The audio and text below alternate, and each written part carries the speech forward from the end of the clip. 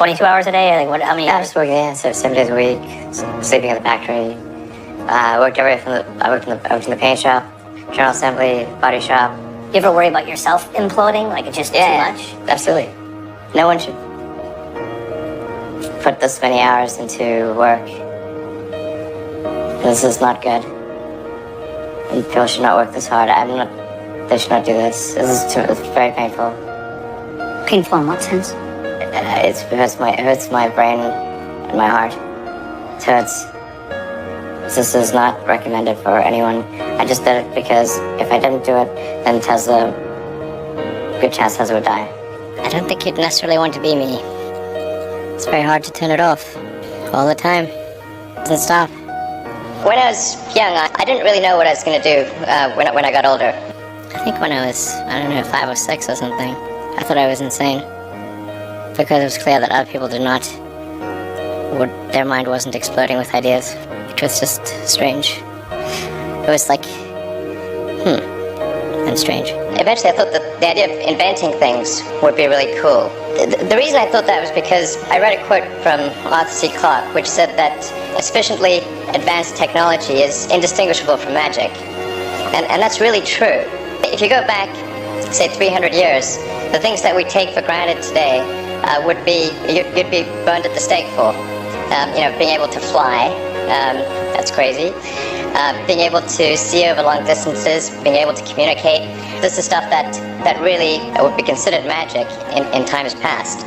If I can do some of those things, basically if I can advance technology, that's like magic, and that would be really cool. Were you a little naive when you thought I can easily build an electric car and a rocket? I didn't think it would be easy. Like I said, I thought they would probably fail. But creating a company is almost like having a child. So it's sort of like, how do you say your child should not have food?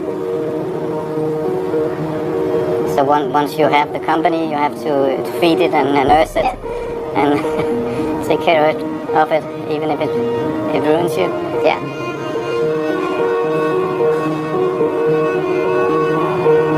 But suppose there was some tough times in end of 2008.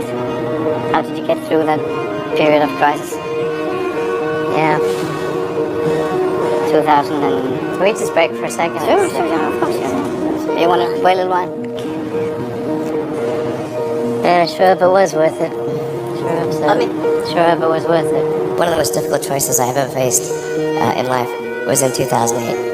I think I had maybe $30 million left, or $30 or $40 million left in 2008. I had two choices. I could put it all into one company, and then the other company would definitely die, or split it between the two companies. But if I split it between the two companies, then both might die. And when you put your blood, sweat, and tears into creating something, and building something, it's like a child. And so it's like, which one am I going to let one starve to death? I couldn't bring myself to do it, so I split the money between the two. Fortunately, thank goodness, they both came through. With Tesla, we're trying to make things that people love. How many things can you buy that you really love, that really give you joy? So rare. I wish there were more things. That's what we're trying to do. Just make things that somebody loves. Yes, doing something useful for other people that I like doing. Generally, starting a business, I'd say number one is have a high pain threshold. That's it. There's a friend of mine who's got a good saying, which is that starting a company is like eating glass and staring into the abyss. That's generally what happens. Because when you first start a company, there's lots of optimism, and things are great. And then, so happiness at first is high. Then you encounter all sorts of issues, and happiness will steadily decline. And then you'll go through a whole world of hurt. And then eventually, if you succeed, and in most cases you will not succeed, and Tesla almost didn't succeed, came very close to failure, then if you succeed, then after a long time, you will finally get back to happiness. And I want to know, what is the one thing that has surprised you about your life? Well, I'm surprised by the whole thing, honestly. I certainly didn't expect for any of these things to happen, honestly. In fact, the only reason I started a company back in '95, an internet company, was because I couldn't get it. There were only a few internet companies, and I couldn't get a job at any of them. So I tried to get a job at Netscape, and sent my resume in and tried hanging out in the lobby, but I was too shy to talk to anyone.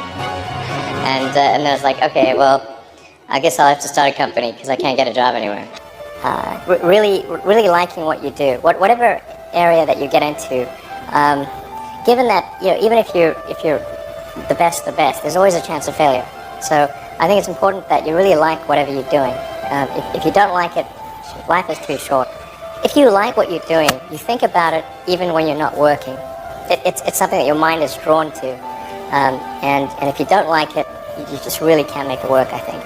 Well, you want to do, particularly if you're starting a company, you need to work super hard. So what does super hard mean? When my brother and I were starting our first company, I didn't have any money. In fact, I had negative money. I had huge student debts.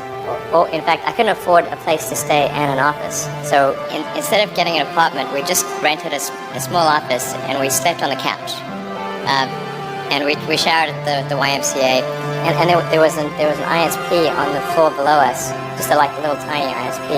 And we drilled a hole through the floor and connected a non-modem cable. That gave us our internet connectivity for like $100 a month. And we're so hot up, we had just one computer. So the website was up during the day, and I was coding at night.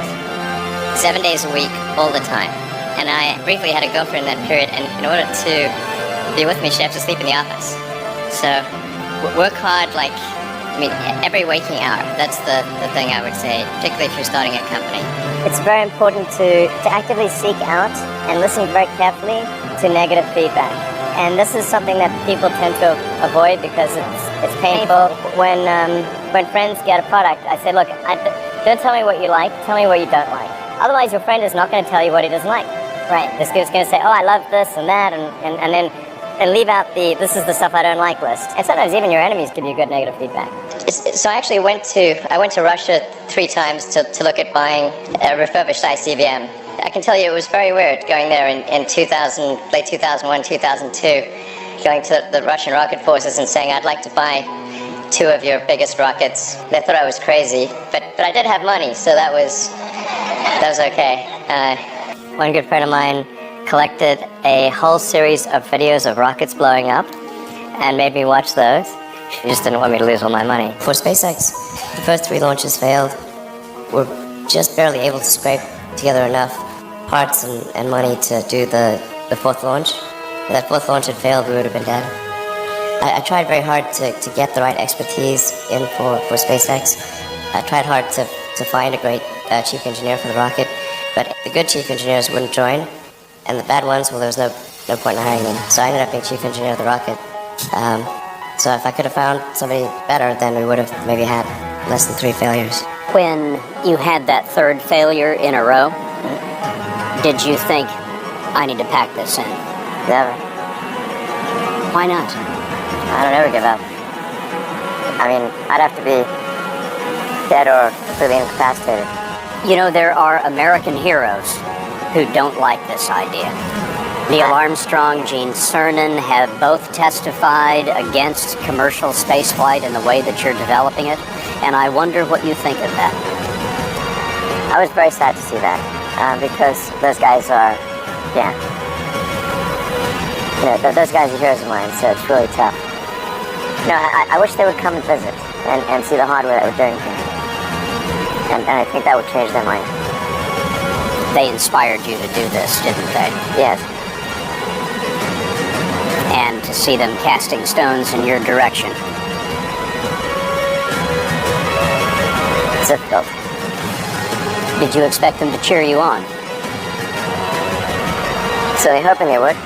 When critics say you can't do this, your answer to them is, we've done it.